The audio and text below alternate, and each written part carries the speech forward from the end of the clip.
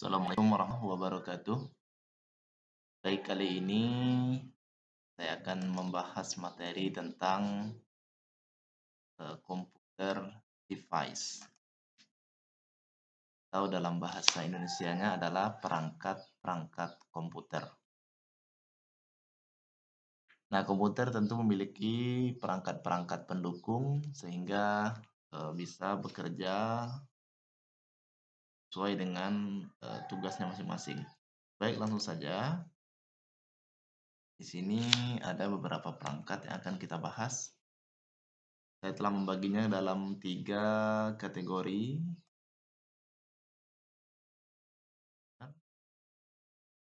Ini dia.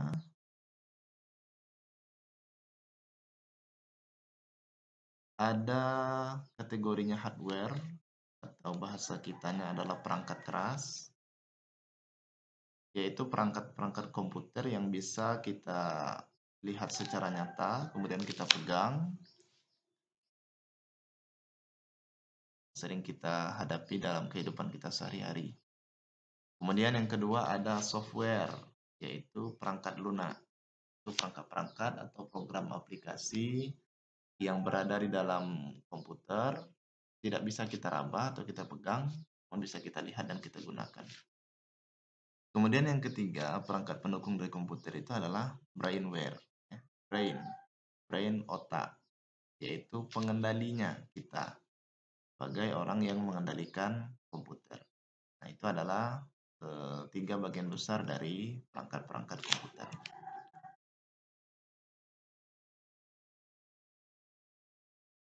Kemudian kita lihat selanjutnya. Hardware ini kita bagi pula dalam 4 kategori besar. Ya. Yang pertama adalah perangkat input atau perangkat masukan. Ini adalah perangkat keras yang digunakan untuk menginputkan data atau memasukkan data. Contoh dari perangkat ini diantaranya adalah mouse, ya, yang sedang saya gunakan. Ini adalah pointer. Beginilah cara kerja dari mouse. Kemudian keyboard. Ya, keyboard biasa kita gunakan untuk mengetik, baik memasukkan data berupa angka, huruf, simbol-simbol, ataupun kombinasi dari tombol-tombol yang ada pada keyboard tersebut. Bahasa lain dari keyboard adalah papan kunci. Ya. Kemudian selain itu ada scanner, digunakan untuk menginputkan data berupa grafis atau gambar.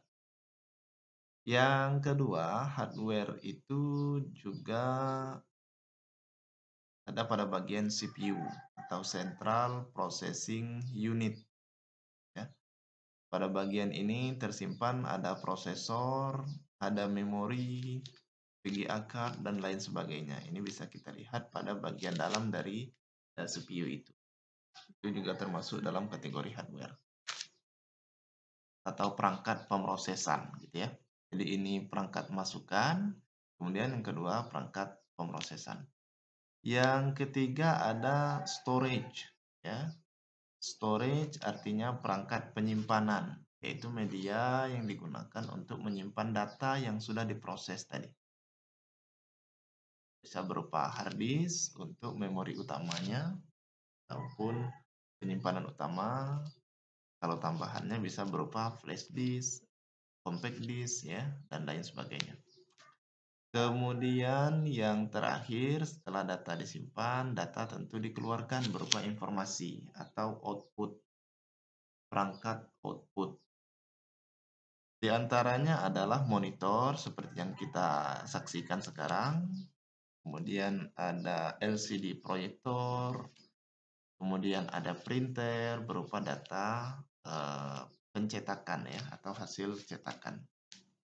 Nah, itu adalah bagian besar dari perangkat keras. Jadi, perangkat untuk memasukkan data, pemrosesan data, kemudian penyimpanan data, lalu pada akhirnya data dikeluarkan menjadi suatu informasi. Kemudian yang kedua, perangkat dari komputer adalah software tadi.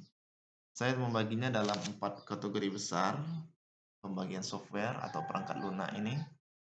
Yang pertama adalah sistem operasi. Sistem operasi adalah perangkat lunak sebagai perantara antara perangkat keras dengan perangkat lunak. Ya. Contoh dari sistem operasi diantaranya adalah Windows, Android yang sering kita gunakan pada handphone kita, kemudian ada Linux, ada Ubuntu, Unix, dan lain sebagainya. Nah, itu adalah perangkat-perangkat sistem operasi termasuk Apple.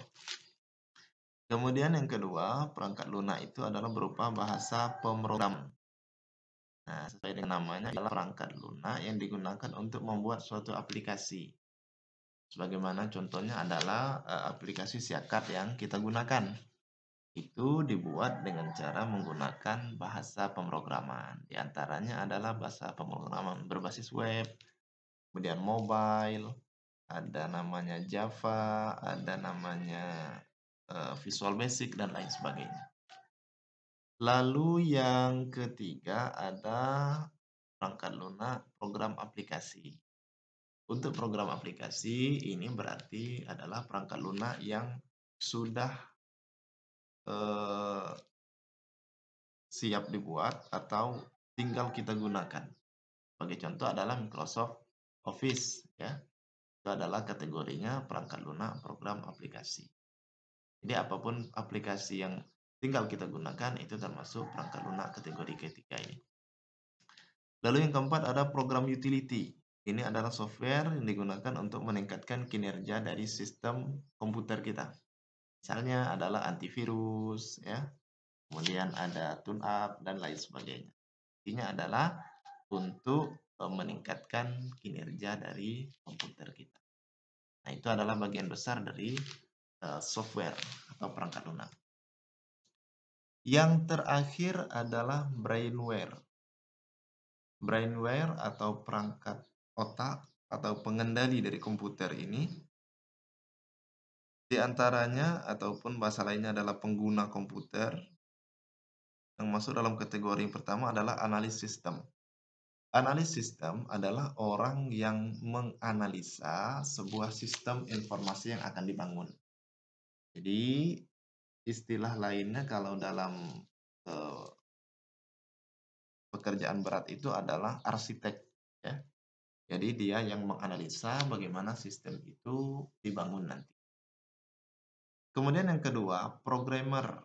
Programmer adalah orang yang menerjemahkan hasil analisa dari analis sistem untuk menjadi suatu aplikasi. Nah, itu disebut programmer, ya, ahli dalam pembuatan program aplikasi. Kemudian yang ketiga, administrator. Administrator adalah orang yang bertanggung jawab terhadap aplikasi yang telah dibuat. Lalu yang keempat adalah operator. Operator adalah orang yang mengoperasikan sebuah sistem atau sebuah aplikasi atau sebuah sistem informasi. Nah, itu adalah 4 kategori besar yang termasuk dalam kategori brainware atau perangkat otak dari.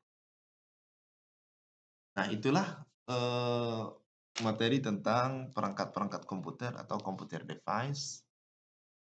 Jadi ini bisa kita manfaatkan dengan baik, kita gunakan setiap aplikasi-aplikasi tersebut.